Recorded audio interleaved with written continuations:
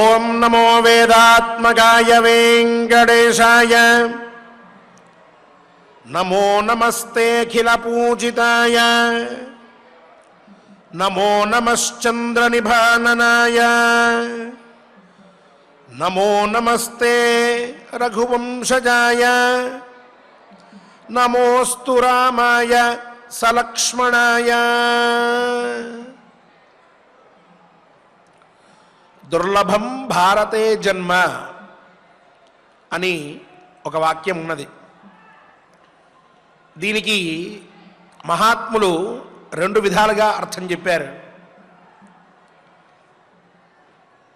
ప్రళయకాలంలో కూడా మునిగిపోయినటువంటి ప్రాంతం ఈ భూమండలంలో ఏదైనా ఉన్నది అంటే అది కాశీపట్టణమే. అక్కడి నుంచి మొదలుపెట్టి ఎన్నో విశిష్టమైన ప్రాంతములు, నదులు, పుణ్యక్షేత్రములు, తీర్థములు, దేవతలు, మందిరములు ఇవన్నీ కూడా తన యందు ఉంచుకుని ఒక కాలగమనాన్ని మొత్తాన్ని కూడా తన మీద పెట్టుకుని ప్రపంచానికి మొత్తానికి కూడా ఆదర్శభూతమైనటువంటి భారతదేశంలో పుట్టడం అనేటటువంటిది దుర్లభము. అది అందరికీ దొరికే భాగ్యం కాదు అని ఒక అర్థం చెప్పి, రెండవది మహాభారత గ్రంథాన్ని చదవడము, వ్యాఖ్యానించుకోవడము, దాని తాత్పర్యాన్ని వినడము, దాంట్లో ఉన్న ధర్మ సూక్ష్మాలు తెలుసుకోవడము, అవిచ్ఛిన్నంగా దాన్ని పఠన పాఠన పారాయణాల్లో ఉంచుకోవడము అనేటటువంటిది, అంటే భారతాన్ని మొత్తాన్ని కూడా ఆకలింపు చేసుకోవడం, భారతాన్ని నిత్యపారాయణ గ్రంథంగా పెట్టుకోవడం, భారతంలో ఏమున్నదో స్పష్టంగా తెలుసుకోవడం, భారతం మీద ఇదమిత్తంగా ఇది భారతంలో చెప్పినటువంటి నిర్ణయం అంటూ ఒక అభిప్రాయానికి రావడం, అంటే దాంట్లో మళ్ళీ పుట్టడం అనే అర్థం. అటువంటి జన్మ చాలా దుర్లభమైంది. అందరికీ కూడా భారత గ్రంథం అంత తొందరగా అర్థమయ్యేది కాదు. పారాయణ చేయడానికి అంత తొందరగా పూర్తయ్యే గ్రంథం కాదు.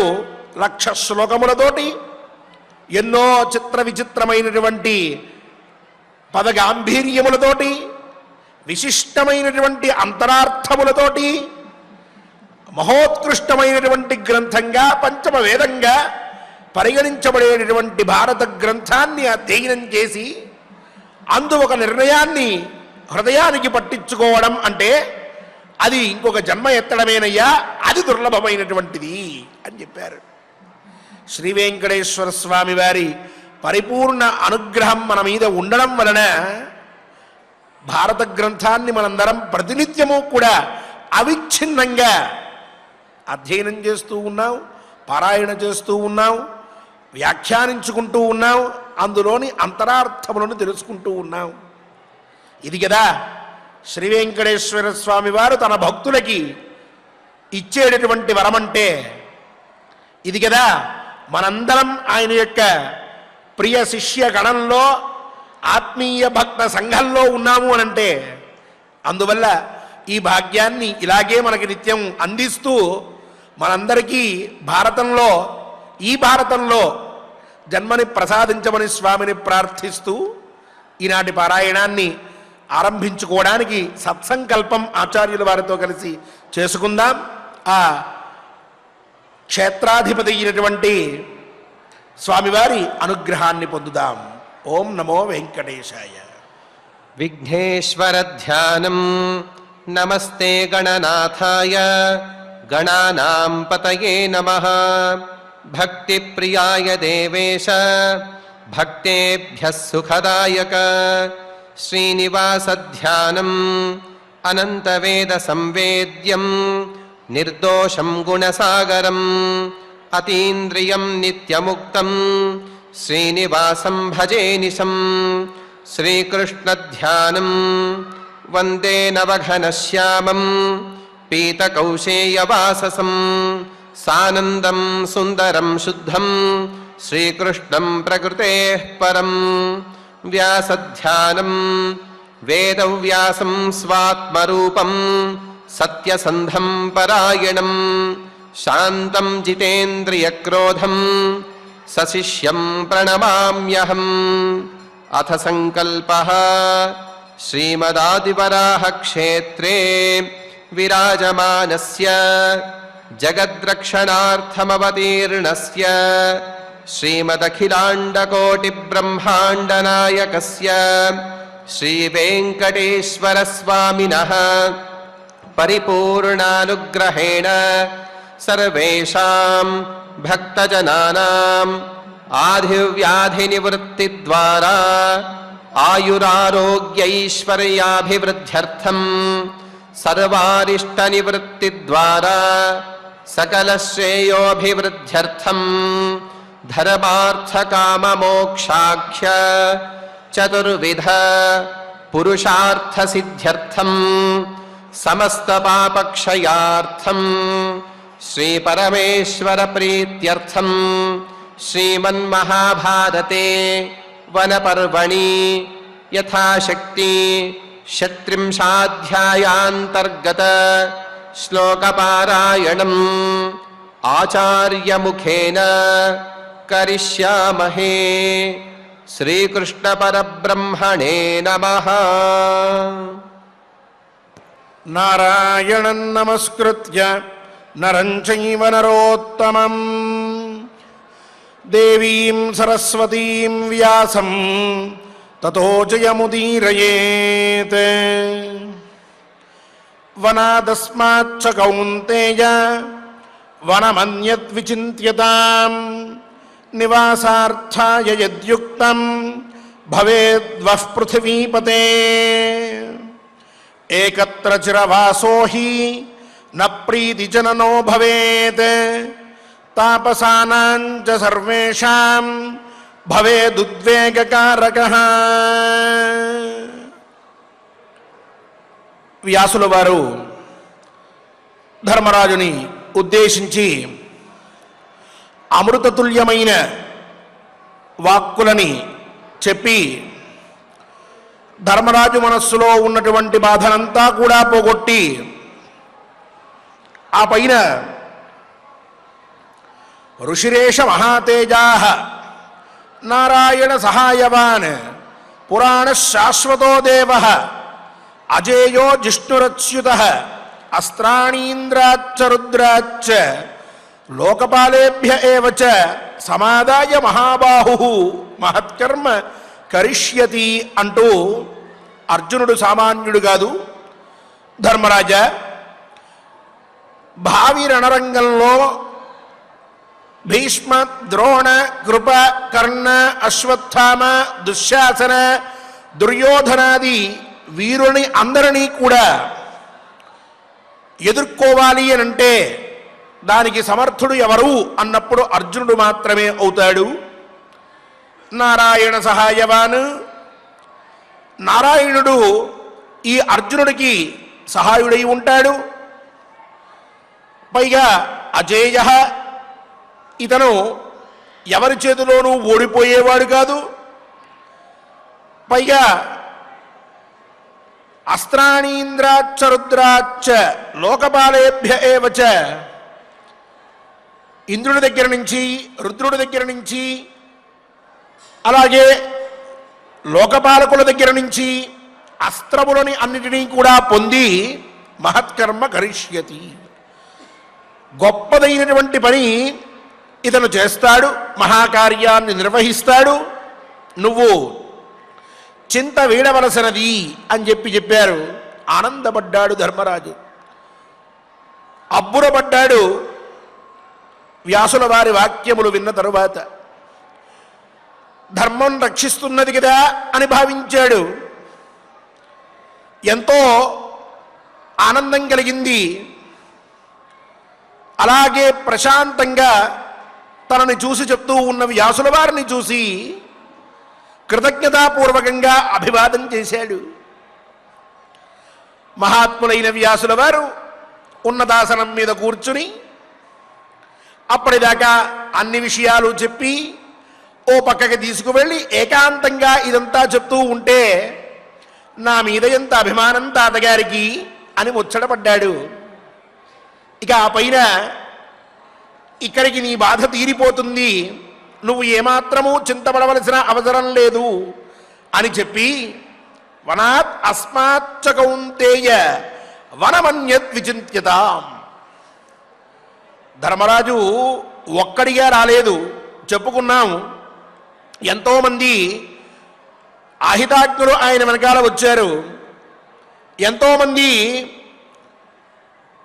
ఆయన్ని చూడ్డానికని చెప్పి ఆయన్ని విడిచిపెట్టకుండా అలాగే ఉన్నారు. కష్టకాలంలో నిన్ను విడిచిపెట్టి వెళ్ళినట్లయితే పాపమంటుకుంటుందయ్యా, ఆ పని మేము చెయ్యమన్నారు. ఇక ధౌమ్యుల వారు వారి శిష్యగణము ధర్మరాజు యొక్క అగ్నులన్నిటిని ఉపాసన చేస్తూ నిత్య నైమిత్తిక కామ్యయజ్ఞాలన్నిటిని కూడా ఆచరిస్తూ ఆ వనంలో కాలక్షేపం చేస్తూ ఉన్నారు. ఒకరా ఇద్దరా బోళ్ళంతమంది పోగయ్యారు. మరి ఇంతమందిని కూర్చోబెట్టుకుని ఒకే ఒక వనంలో, అది కూడా మునులు, మహర్షులు, తపస్వులు, బ్రహ్మచారులు, సిద్ధాంతాన్ని వెతకడం కోసం అని చెప్పి ప్రయత్నం చేసేటటువంటి వేదాంత తత్వవేత్తలు, ఆ పరమాత్మ సాక్షాత్కారం కావడం కోసం అని చెప్పి ప్రయత్నం చేసేటటువంటి వానప్రస్థులు, ఇంకా కొంతమంది ఆ అరణ్యంలో ఉంటూ ఉంటే వీళ్ళందరూ కలిసి అక్కడికి వెళ్ళేటప్పటికీ, ఎంతోమంది పోగయ్యేటప్పటికీ ఆ వనమంతా కూడా కోలాహలంతో నిండిపోయి ఉన్నది. అందుకని అంటున్నారు వ్యాసుల వారు, అస్మాచ్చ కౌంతేయ వనమన్యత్ విచింత్యతాం. ధర్మరాజా, ఈ వనం కంటే వేరొక వనం ఏదైనా ఉందేమో దాని గురించి ఆలోచించండి మీరందరూ కలిసి. నివాసార్థాయ యద్యుక్తం, పైగా అంటున్నారు మీరంతా మందీ మార్బలంతో అక్కడికి వెళ్ళి సుఖంగా నివసించడం కోసం అని చెప్పి ఏ అరణ్యం ఖాళీగా ఉన్నదో చూసుకుని, ఏ ప్రాంతం బాగుందో చూసుకుని అక్కడికి వెళ్ళి వనవాసం చేయండి అయ్యా. ఎందుకు చెప్తున్నారు ఆయన ఈ మాట? ఏకత్ర చిరవాసోహి న ప్రీతి జననో భవేతే. అద్భుతమైన మాట. ధర్మరాజా, ఒకే చోట ఎక్కువ కాలం ఉండడం అనేటటువంటిది అది మనకి ఏమాత్రము కూడా ఆనందాన్ని కలగజేయదు. ఒకే అరణ్యంలో అలాగే కూర్చుని ఉన్నామనుకో, ఇదే కదా జీవితం అనిపిస్తూ ఉంటుంది. ఇక్కడే ఎందుకు ఉండాలి? అదే వేరొక ప్రాంతానికి వెళ్తే అక్కడ ఉన్నటువంటి వాతావరణం, అక్కడ ఉన్నటువంటి పశుపక్ష్యాదులు, అక్కడ ఉన్నటువంటి నదీ జలాలు, ఆ ప్రాంతపు భౌగోళిక పరిస్థితులు, అక్కడ ఉన్నటువంటి ఎంతో విశిష్టమైన ఈ ముని సంఘము, ఇదంతా కూడా పరిచయం అవుతుంది. ఆ పరిచయం అయితే మనస్సుకి ఆహ్లాదంగా ఉంటుంది. ఇక్కడే ఉన్నారనుకో, వీళ్లతో పాటే ఇలాగే జీవనం కొనసాగిస్తూ ఉంటుంది, ఏమాత్రమూ ఉపయోగం లేదు. పైగా తాపసానాంచ సర్వేషాం భవేత్ ఉద్వేగకారక అంటున్నారు ఆయన. ఇక్కడ మునులందరూ ఉంటారు కదయ్యా, తపస్సు చేసుకునేవాళ్ళు ప్రధానంగా ఉండే స్థలం ఇది. ఈ ప్రాంతంలో మీరు ఎక్కువ సార్లు గడుపుతూ ఉంటే, మీ కాలాన్నంతటినీ ఇక్కడే వెచ్చిస్తూ ఉంటే, ఇక్కడ ఉండేటటువంటి తపస్సు చేసుకునే మహర్షులందరికీ కూడా అది ఉద్వేగం పుట్టిస్తూ ఉంటుంది. వాళ్ళు సాధారణంగా ఉండలేరు. ధర్మరాజు యొక్క అనుచరగణం అగో వాళ్ళందరూ కూడా ఈనాడు ఏదో మాట్లాడుకుంటున్నారు, అగో వాళ్ళు యుద్ధం గురించి ఆలోచిస్తున్నారు, ఇగో వీళ్ళిద్దరూ ఏదో పోట్లాడుకుంటున్నారు, అగో ధర్మరాజును చూడ్డానికి ఎవరో వచ్చారు, ఈరోజు ధర్మరాజును చూడ్డానికి ఎవరు రాలేదు. ఈ అనుష్ఠానాలు, ఈ తపస్సులు, ఈ జపాలు, ఈ తపాలు ఇవేం నడవవు అక్కడే. ఈ పని మొదలవుతుంది. ఇంకా ఇలా ఉంటే ఇక్కడ ఉండేటటువంటి తపస్విలు ఎవరైతే ఉన్నారో వాళ్ళ నిత్యకర్మకి లోపం కలుగుతుంది, వాళ్ళకి ఉద్వేగం పుడుతుంది, వాళ్ళకి తపస్సు మీద మనస్సు నిలవదు. అందువల్ల వాళ్ళకి క్షేమం కలగాలి అనంటే, మీకు ఆహ్లాదం కలగాలి అనంటే ఈ ప్రాంతాన్ని విడిచిపెట్టి వేరొక ప్రాంతానికి మీరు వెళ్ళవలసినది అని చెప్పి ఉపదేశించి ఇంకో మాట అంటున్నారు. మృగాణం ఉపయోగశ్చ వీరు దోషధి సంక్షయ బిభర్షి చ బహూన్ విప్రాన్ వేదాంగపారగాన్ అంటున్నారు వ్యాసుల వారు. నాయనా ధర్మరాజా, అలాగే ఈ ప్రాంతంలో నువ్వు నివసిస్తూ ఉన్నప్పుడు ఎన్నో మృగాలు సంచరిస్తూ ఉంటే వాటిని సంహరించి వాటిని భోజనంలో వినియోగించుకోవడం కూడా చేస్తూ ఉన్నారు. ఇలా అయితే కొన్ని రోజులకి ఈ అరణ్యం చుట్టుపక్కలలో మీరున్న ప్రాంతానికి చుట్టుపక్కల ఎక్కడా కూడా ఒక ప్రాణి కూడా మిగలదు. ఇది ఒక సమస్య. రెండవది ఏమిటి అంటే, నువ్వు వేదాంగపారంగతులైనటువంటి ఎంతోమంది మహానుభావుల్ని దగ్గర కూర్చోబెట్టుకుని వాళ్ళందరికీ కూడా అన్నపానీయాదులన్నీ కూడా ఏర్పాటు చేశావు. ఇలా ఏర్పాటు చేయడం వల్ల వాళ్ళంతా మృష్టాన్నాన్ని తింటూ ఉన్నారు. కానీ ఇక్కడ కొన్ని లతలు ఓషధులు ఇవన్నీ ఉన్నాయి. అక్కడే కూర్చుని అలాగే తింటూ ఉంటే కొన్ని రోజులకి ఎలాంటిదైనా సరే కరిగిపోతుంది. కాబట్టి ఇక్కడ కూడా అటువంటి లోపం ఏర్పడుతుంది. రేపు మంచి లతలు ఓషధులు మంచి ఫలాలు ఇవేవి ఇక్కడ దొరకవు. ఇదంతా కూడా కొన్ని రోజుల తర్వాత శూన్య ప్రదేశంగా మారిపోతుంది. కావున ఈ ప్రాంతాన్ని విడిచిపెట్టు, వేరొక ప్రాంతాన్ని గురించి ఆలోచించు అని ఉపదేశం చేశారు తాతగారు. శ్రద్ధగా తలూపాడు ధర్మరాజు. ఆ పైన జరిగిన వృత్తాంతాన్ని వైశంపాయన మహర్షి చెప్తూ, వైశంపాయన ఉవాచ ఏవముక్త్వా ప్రపన్నాయ శుచయే భగవాన్ ప్రభుః ప్రోవాచ లోకతత్వజ్ఞః యోగీ విద్యాం అనుత్తమాం ధర్మరాజాయ ధీమాన్ సహ వ్యాసః సత్యవతీసుతః అనుజ్ఞాయ చ కౌంతేయం తత్రైవాంతరధీయత. శ్రద్ధగా వింటున్నాడు జనమేజయ మహారాజు. చెప్తున్నారు వైశంపాయనులు, నాయన ఇలా చెప్పిన తర్వాత వ్యాసులు వారు ఇక మహానుభావుడైన యోగి లోకతత్వజ్ఞ ధీమాన్ జితేంద్రియ సత్యవతీసుత అంటూ సాక్షాత్తుగా భగవత్ స్వరూపుడయ్యా సత్యవతీసుతుడు సమర్థుడు లోకతత్వజ్ఞుడు బుద్ధిమంతుడు అయిన వ్యాసుల వారు తనని ఆశ్రయించిన ప్రపన్నాయ అంటే తనని మాత్రమే ఎప్పటికీ నమ్ముకుంటూ తనని ఆశ్రయించి ఉన్నటువంటి వాడిని ప్రపన్నుడు అని చెప్పి అంటూ ఉంటారు. అలా వ్యాసుల వారిని ఆశ్రయించుకుని ఉన్నటువంటి వాడు ధర్మరాజు. ప్రపన్నాయ, ఆయన ఏం చెప్తే అది చేయడం తప్ప ఇంకొక మాట లేదు. ఆయన మనస్సు ఏం ఊహిస్తుందో ధర్మరాజు మనస్సు అదే ఊహిస్తూ ఉంటుంది. ఆయన ఏది ధర్మం అనుకుంటున్నాడో ధర్మరాజు దాన్ని చేసి చూపిస్తూ ఉన్నాడు.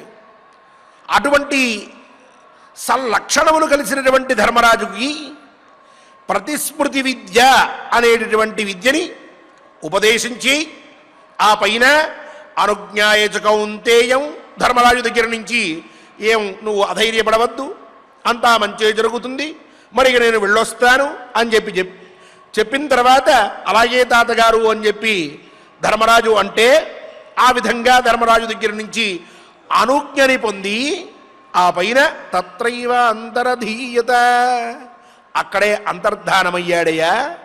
వ్యాసుల వారు వెళ్ళిపోయారు. అలా అంతర్ధానమైన తరువాత యుధిష్ఠిరస్తు ధర్మాత్మ తద్బ్రహ్మ మనసాయతః ధారయామాస మేధావి కాలే కాలే సదాభ్యసన్ సవ్యాసవాక్యముదితః వనాత్ ద్వైతవనాత్ తతః యయౌ సరస్వతీ కూలే కామ్యకన్నామకాననం. ధర్మాత్మ ఇలా వ్యాసుల వాడు వెళ్ళిన తర్వాత ధర్మాత్ముడైనటువంటి ధర్మరాజు వ్యాసుల వారు చెప్పినటువంటి ఉపదేశించినటువంటి ప్రతిస్మృతి విద్యని ధారణ చేశాడు. ఆ మంత్రాన్ని ముందు బాగా ధారణ చేసి కాలే కాలే సదాభ్యసం, ఆ ఏ కాలంలో దాన్ని ఎంత పురస్చరణ చెయ్యాలో అంతటి పురస్చరణని కూడా చేస్తూ చక్కగా అభ్యాసం చేశాడు. ఆ తరువాత వ్యాసుల వారి యొక్క మాటని గుర్తుపెట్టుకున్నటువంటి వాడై వనాత్ ద్వైతవనాత్ తతః యయౌ సరస్వతీ కూలే కామ్యగన్నామ కారణం. ఇక తాతగారు చెప్పారు ఇక్కడ ఉండవద్దు అని ఆయన మాటని అనుసరించి ద్వైతవనంలో వీళ్ళందరూ ఉన్నారు. ఆ వనాన్ని విడిచిపెట్టి కామ్యక వనము అని చెప్పి ఆ వనానికి వీళ్ళందరూ కూడా బయలుదేరి వెళ్ళారు. ధర్మరాజును అనుసరించారు మిగిలినటువంటి వాళ్ళు కూడా. అలా వాళ్ళందరూ కూడా వెళ్ళినప్పుడు తమన్వయుర్మహారాజ శిక్షాక్షర విశారదా బ్రాహ్మణాస్తపసాయుక్తా దేవేంద్రమృషయో యథా తతః కామ్యకమాసాద్య పునస్తే భరతర్షభ న్యవిశంత మహాత్మానః సామాత్యాః సపరిచ్ఛదాః తత్ర తే న్యవసన్ రాజన్ కించిత్ కాలం మనస్వినః ధనుర్వేద పరావీరాః శృణ్వంతో వేదముత్తమం. మహారాజా జనమేజయ, ఇలా కామ్యకవనం గురించి వెళ్ళిన తరువాత ద్వైతవనాన్ని విడిచిపెట్టి దేవేంద్రులందరూ కూడా ఎలా అయితే మహావైభోగంతో ప్రకాశిస్తూ ఉంటారో, విశిష్య వాళ్ళల్లో ప్రధానుడైనటువంటి ఇంద్రుడు ఏ విధంగా అయితే ప్రకాశిస్తూ ఉంటాడో, తన వెనకాల మహర్షులందరూ కూడా తనని అనుసరించి వస్తూ ఉంటే, అదేవిధంగా ఈ ధర్మరాజుని కూడా శిక్షాక్షర విశారదులు, అలాగే తపస్సు చేసేటటువంటి వాళ్ళు అందరూ కూడా అనుసరించి వెళ్ళారయ్యా. ఆ ఇంద్రుడు బయలుదేరి వెళ్తూ ఉంటే వెనకాల బోళ్ళంతమంది వస్తూ ఉంటారు కాన్వాయిలాగా. వాళ్ళంతా మహాత్ములు, దేవతలు, అతిరథ మహారథులు, చాలా శక్తిమంతులు, ఒక్కొక్కరు కూడా విశిష్టమైన శక్తి కలిగినటువంటి వాళ్ళు. ఆయన దేవేంద్రుడున్నాడు అని అంటే వాళ్ళందరూ వెనకాల ఆయన్ని అనుసరించి, ఆయన ప్రధానుడు కాబట్టి, అతిశక్తిమంతుడు కాబట్టి ఆయన అనుసరించి వెళ్తూ ఉంటారు. ధర్మరాజుని కూడా శిక్షాక్షర విశారదులు అంటే ఈ వేదాంగముల యందు పాండిత్యాన్ని సంపాదించినటువంటి మహాపండితులు, నిత్యము అగ్నిపాసన చేసేటటువంటి వారు, అలాగే విశిష్టమైనటువంటి తపస్సుని ఆచరిస్తూ ఉన్నటువంటి యోగులు, సిద్ధులు, వీళ్ళందరూ కూడా ఆ ధర్మరాజు వెంటే కదా మేము ఉండేది. ఆయన ఇక్కడ లేకపోతే మాకు పనే ఉంది, ఇంకా ఆయన ఎక్కడ ఉంటే అక్కడే మేము కూడా ఉంటాం అని నిశ్చయం చేసుకుని ఆయనతో పాటుగా ప్రయాణాన్ని కొనసాగించారయ్యా. అలా వెళ్తూ ఉంటే ఆ పైన ద్వైతవనాన్నంతటినీ కూడా విడిచిపెట్టి కామ్యగమనానికి వెళ్ళిన తర్వాత న్యవశంత మహాత్మానః సామాత్యాః సపరిచ్ఛదాః. ఈ ధర్మరాజు, ఇక భీమ, అర్జున, నకుల, సహదేవులు, ద్రౌపదీదేవి అందరూ కామ్యగమనానికి చేరారు. శిక్షాక్షర విశారదులు, తపస్సులు వచ్చారు. ఇక ధర్మరాజు యొక్క ప్రధానమైన అనుచరగణం అమాత్యగణము, అలాగే పరిచరగణము, ఇదంతా కూడా ధర్మరాజుని అనుసరించింది. వాళ్ళు కూడా వచ్చి చేరారయ్యా. వాళ్ళందరితో కలిసి ధర్మరాజు ఆ కామ్యగమనంలో నివసించడం మొదలు పెట్టాడు. తత్రతే న్యవసన్ రాజన్ కించిత్ కాలం మనస్వినః. ఇక అక్కడ వాళ్ళు కొంతకాలం నివసించారు.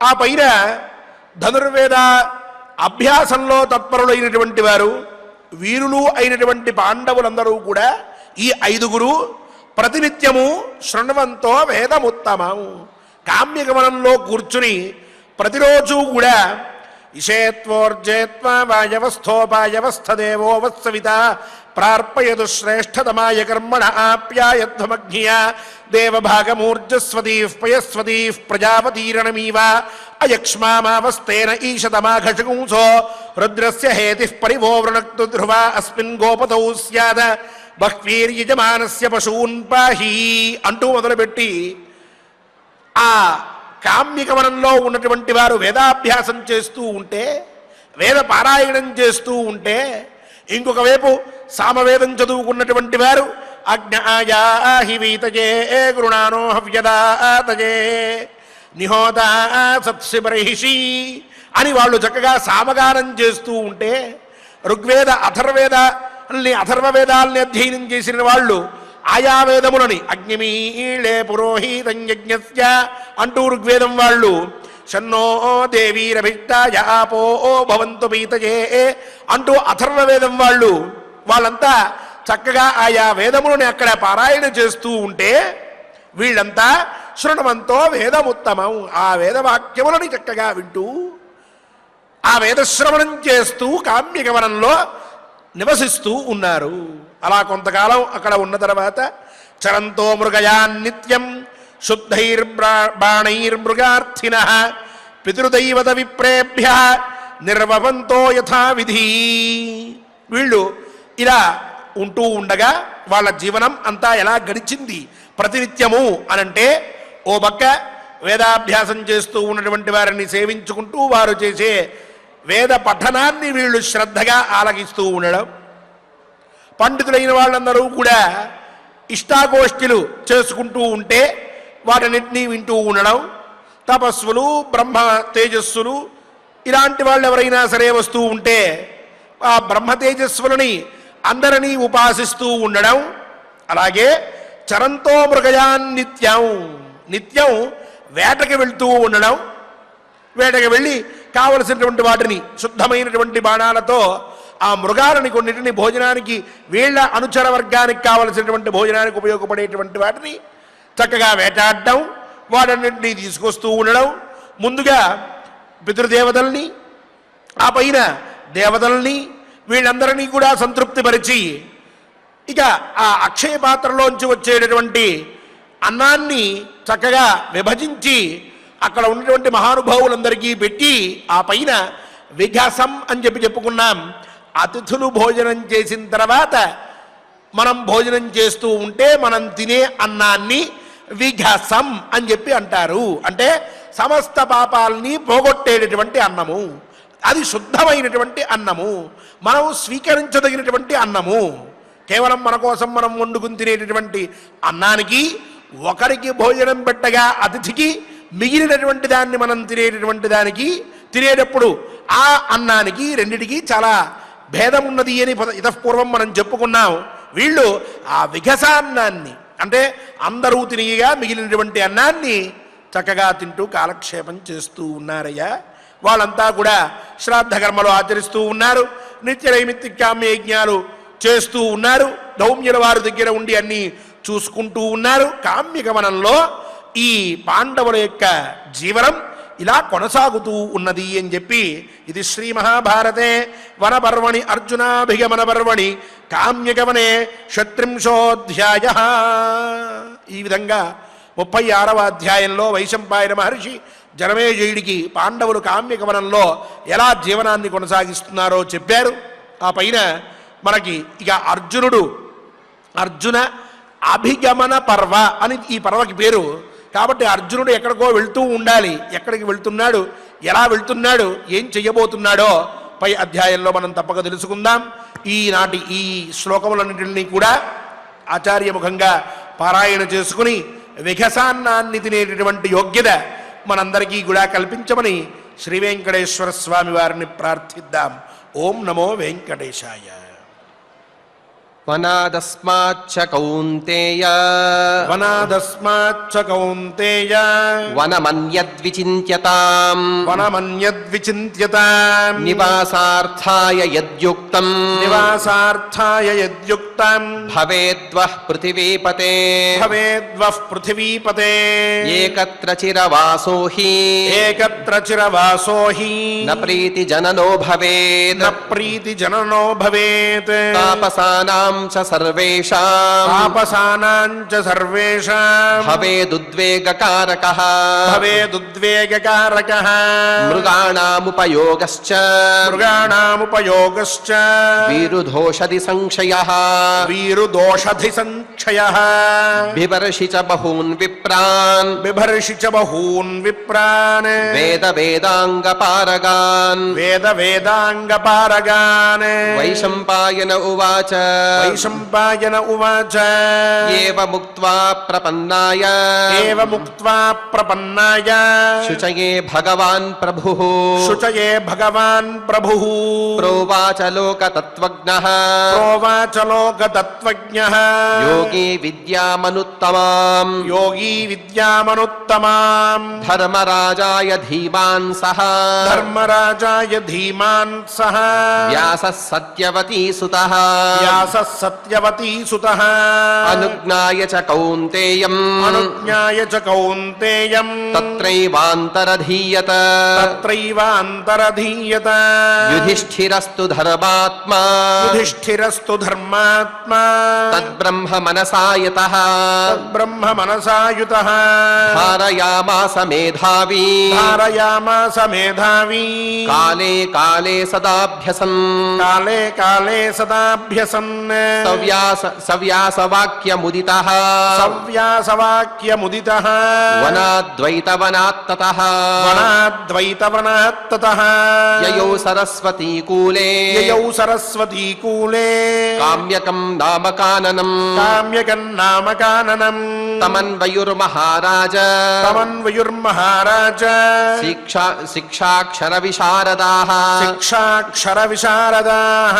బ్రాహ్మణాస్తపసాయుక్తాః బ్రాహ్మణాస్తపసాయుక్తాః దేవేంద్రమృషయో యథా దేవేంద్రమృషయో యథా తతః కామ్యకమాసాద్య తతః కామ్యకమాసాద్య పునస్తే భరతర్షభ పునస్తే భరతర్షభ న్యవిశంత మహాత్మానః న్యవిశంత మహాత్మానః సామాత్యాః సపరిచ్ఛదాః సామాత్యాः సపరిచ్ఛదాః తత్ర తే న్యవసన్ రాజన్ తత్ర తే న్యవసన్ రాజన్ కంచిత్ కాలం మనస్వినః కించిత్ కాలం మనస్వినః ధనుర్వేద పరావీరాః ధనుర్వేదపరా వీరాः శృణ్వంతో వేదముత్తమం శృణ్వంతో వేదముత్తమం చరంతో మృగయాం నిత్యం చరంతో మృగయాం నిత్యం శుద్ధైర్బాణైర్మృగార్థినః శుద్ధైర్బాణైర్మృగార్థినః పితృదైవత విప్రేభ్యః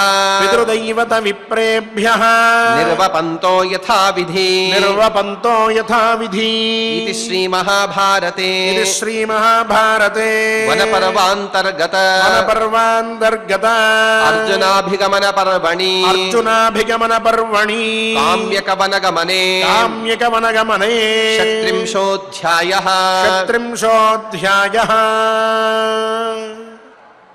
ఓం నమో వెంకటేశాయ. స్వామివారి నామ సంకీర్తనం ప్రతినిత్యము కూడా మనందరికీ ఒక పుణ్యకార్యం. చక్కగా మనం శ్రద్ధతో ఆచరిస్తూ ఉంటాం. ఈనాడు కూడా స్వామివారి అనుగ్రహ ప్రాప్తికై గోవిందనామ సంకీర్తనం చేసుకుందాం. స్వామివారి అనుగ్రహాన్ని పొందుదాం. ఓం నమో నారాయణాయ నమః సమధికానందాయ సర్వేశ్వరాయ గోవింద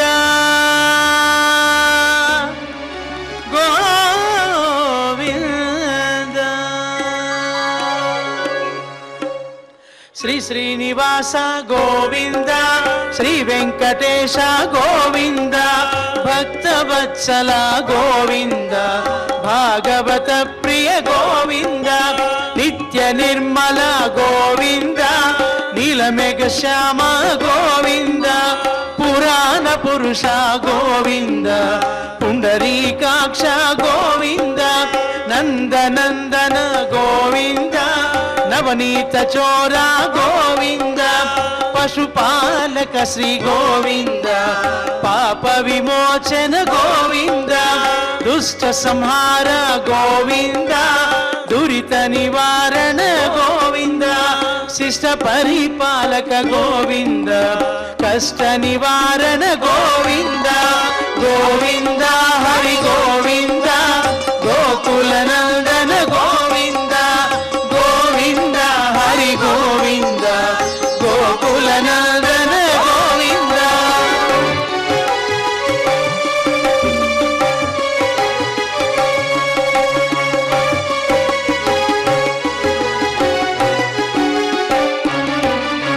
వజ్రముకుటధర గోవింద వరాహమూర్తి గోవింద గోపీజనలోల గోవింద గోవర్ధనోద్ధార గోవింద దశరథ నందన గోవింద దశముఖమర్దన గోవింద పక్షి వాహన గోవింద పాండవ ప్రియ గోవింద మత్స్యకూర్మ గోవింద మధుసూదన హరి గోవింద వరాహ నరసింహ గోవింద వామన భృగురామ గోవింద బలరామానుజ గోవింద బౌద్ధ కల్కిధర గోవింద వెనుగాన ప్రియ గోవింద వెంకటరమణ గోవింద గోవింద హరి గోవింద గోకుల నందన గోవింద గోవింద హరి గోవింద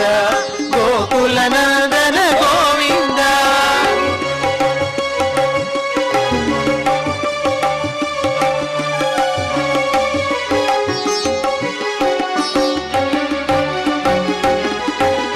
సీతానాయక గోవింద శ్రిత పరిపాలక గోవింద దరిద్ర జన పోషక గోవింద ధర్మ సంస్థాపక గోవింద అనాథ రక్షక గోవింద ఆపద్బాంధవ గోవింద శరణాగత వత్సల గోవింద కరుణా సాగర గోవింద కమలదళాక్ష గోవింద కామిత ఫలద గోవింద పాప వినాశక గోవింద పాహి మురారే గోవింద శ్రీముద్రాంకిత గోవింద శ్రీవత్సాంకిత గోవింద ధరణీ నాయక గోవింద దినకర తేజ గోవింద గోవింద హరి గోవింద గోకుల నందన గోవింద గోవింద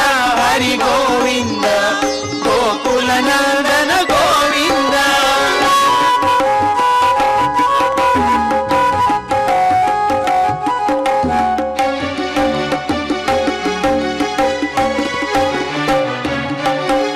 పద్మావతి ప్రియ గోవింద ప్రసన్నమూర్తి గోవింద అభయహస్త గోవింద అక్షయ వరద గోవింద శంఖ చక్రధర గోవింద సార్య గదాధర గోవింద విరజాతిరస్త గోవింద విరోధి మర్దన గోవింద సాలగ్రామధర గోవింద సహస్రనామ గోవింద లక్ష్మీ వల్లభ గోవింద లక్ష్మణాగ్రజ గోవింద కస్తూరి తిలక గోవింద కాంచనాంబరధర గోవింద గరుడ వాహన గోవింద గజరాజ రక్షక గోవింద గోవింద హరి గోవింద గోకుల నందన గోవింద గోవింద హరి గోవింద గోకుల నందన గోవింద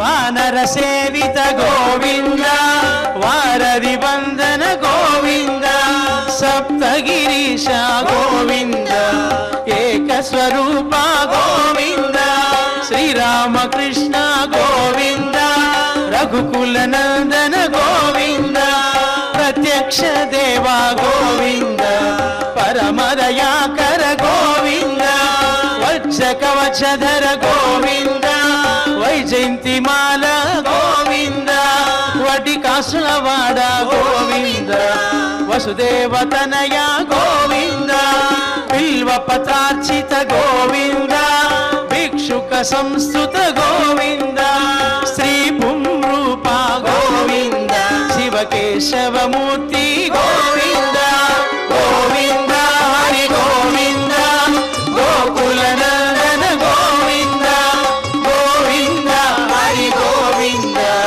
గోకుల నందన గోవింద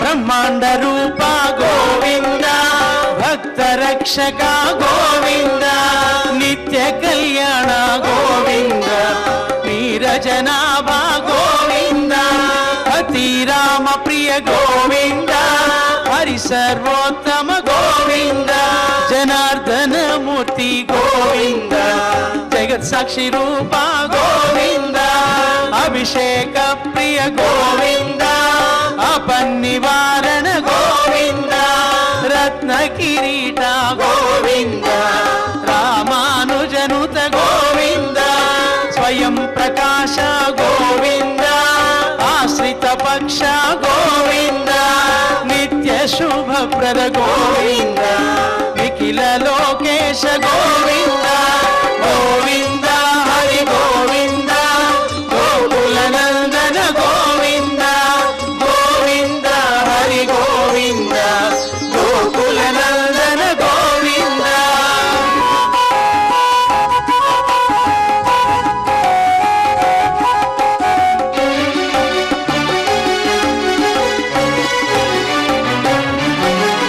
ఆనంద రూప గోవింద ఆద్యంతరహిత గోవింద ఇహ పరదాయక గోవింద యువరాజ రక్షక గోవింద పరమదయాలో గోవింద పద్మనాభ హరి గోవింద తిరుమల వాస గోవింద తులసీ వనమాల గోవింద శేష సాయిని గోవింద శేషాద్రి నిలయ గోవింద మత్స్యావతార గోవింద ఏడుకొండలవాడ గోవింద గోవింద హరి గోవింద గోకుల నందన గోవింద గోవింద హరి గోవింద గోకుల నందన గోవింద గోవింద హరి గోవింద గోకుల నందన గోవింద గోవింద హరి గోవింద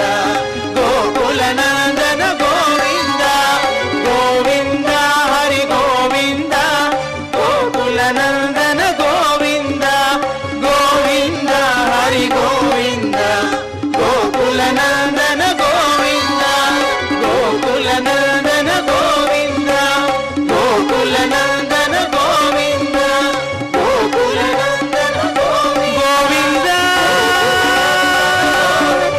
గోవింద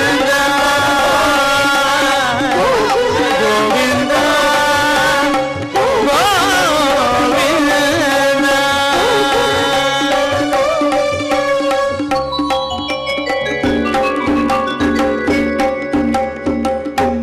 ఏడుకొండలవాడ వెంకటరమణ గోవింద గోవింద ఆపద ముక్కులవాడ అనాథ రక్షక గోవింద గోవింద శ్రీ శ్రీనివాస శ్రీ వెంకటేశ గోవింద గోవింద.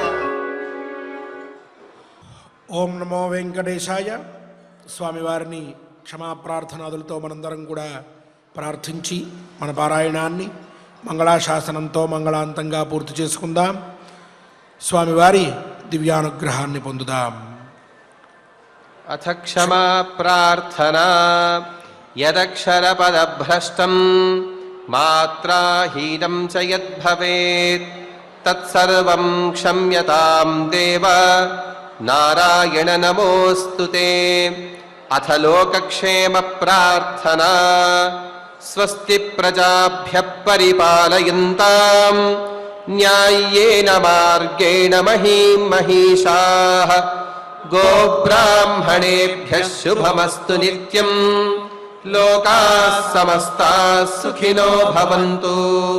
अथ भगवत्समर्पणम् कायेन वाचा मनसेन्द्रियैर्वा बुद्ध्यात्मना वा प्रकृते स्वभावात् करोमि यद्यत् सकलं परस्मै नारायणायेति समर्पयामि। अथ मङ्गलम् श्रियः कान्ताय कल्याणनिधये निधयेऽर्थिनाम् श्रीवेङ्कटनिवासाय श्रीनिवासाय मङ्गलम्।